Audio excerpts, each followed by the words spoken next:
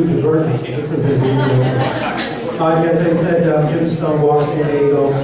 We are a pedestrian advocacy organization. We don't organize walks so much as we just advocate for walkability and we educate people about walkability. My background is really more ecology and biology, so I like to present more of a perspective, an ecological perspective on walking. This is the kind of diagram you see in the ecology textbook, and it really shows the relationship among a bunch of things. In this case, communities designed around car travel and all a host of issues that I'd like to discuss. But this kind of diagram is kind of complex and doesn't communicate very well. That's why ecology textbooks often don't work. So I'd like to sort of take a different angle. So let's talk about walking first. We are bipeds. There are other animals that walk on two legs, gorillas. Well, sort of knuckle dragging. We know a few people like that. Kangaroos, they hop, they walk. Penguins actually walk quite a distance in the Antarctic. There's some species of penguins that walk 50 or 60 miles. But really, they're designed for flying underwater, so they don't really qualify. So humans are really the ultimate biped. We didn't invent bipedalism, but we really perfected it. And when we started doing bipedalism, we started using our hands for making things, tools and so forth. And that freed our brain up to evolve, and our brain evolved to be imaginative, to be able to do amazing things, design things, imagine things. And one of the things we imagined, designed, and built was the car. And Yogi Berra, the great American philosopher, said, when you come to a fork in the road, take it. And back in the turn of the last century, this was a fork in the road that we came across, and we took it. We embraced the automobile, we love the automobile, and it's had tremendous implications for the U.S. and the world.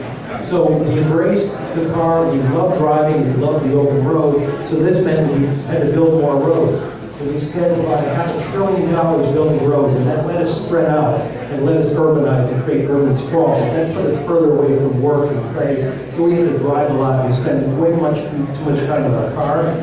And one of the side effects of spending all the time in the car is to make us a fat nation. As a matter of fact, we're the fattest country on the face of the earth. And you can't blame the car entirely for this, but clearly the built environment has had a major impact on us and our health in our waistline. But what's even more troubling is what's happening to our kids. About 30% of the kids in this country today are either obese or overweight. And that rate of obesity has tripled in the last 30 years. And in that same time period, the number of kids walking to school has decreased by about a similar amount. We used to have about 48% of kids walking to school, now it's about 13%. We're building our schools further away from places that people live, and so parents are driving. What are the implications of this obesity? Well, here in California, we spend $4 billion a year on healthcare related to obesity. In the United States, we are closing in on the $200 billion mark. Now, this is not just healthcare. This is only healthcare related to obesity, treating obesity-related diseases. So it is really a national problem. The top number you see here is the number of people killed in car crashes in the San Joaquin Valley and the South Coast Air Basin. The bottom number is the number of people who died from respiratory disease. Both is from the year 2006. So one of the things we know is that driving a car can be dangerous. We're all familiar with that. But thanks to cars, breathing can actually be dangerous too. Another side effect of all this driving is habitat. We have lost a tremendous amount of habitat. And in fact, we're losing about 6,000 acres of open space every day with our encroachment into these suburban spaces as we create our suburban sprawl. We're even destroying habitats overseas as well because of oil exploration. This is a list of some of the chemicals that come out of your tailpipe. And there's some really nasty stuff in there. Some of these things you're probably familiar with, some you're not. But one in particular, carbon dioxide, everybody's familiar with. We breathe it out ourselves. It's got a lot of press releases really because it's responsible for climate change. It's the greenhouse gas that's driving climate change. Well, we put out with our cars and trucks globally about 900 million tons, metric tons of CO2 a year. That's a hard number to wrap your head around, so think of it as 132 million full elephants. That's a lot easier, right? Well, maybe not so much. There's still a tremendous amount of CO2. The implications of this for climate change is significant.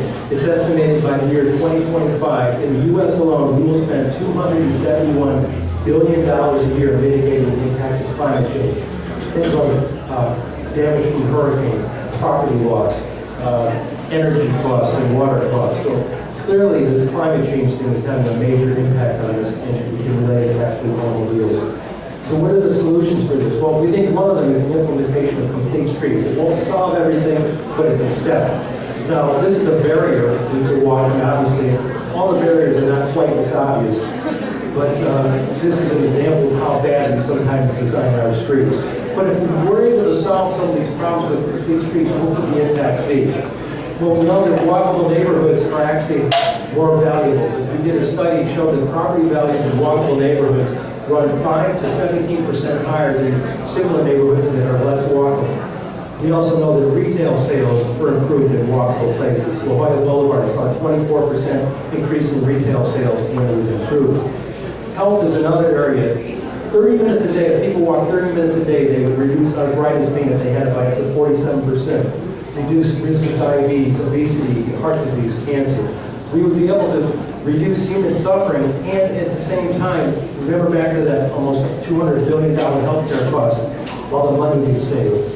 Now remember back to the 900 million metric tons. 45% of that CO2 is coming from cars and trucks here in the U.S. If we were able to reduce driving by 15%, we could take 60 million metric tons of CO2 out of the atmosphere every year. So the implications for that are tremendous as well.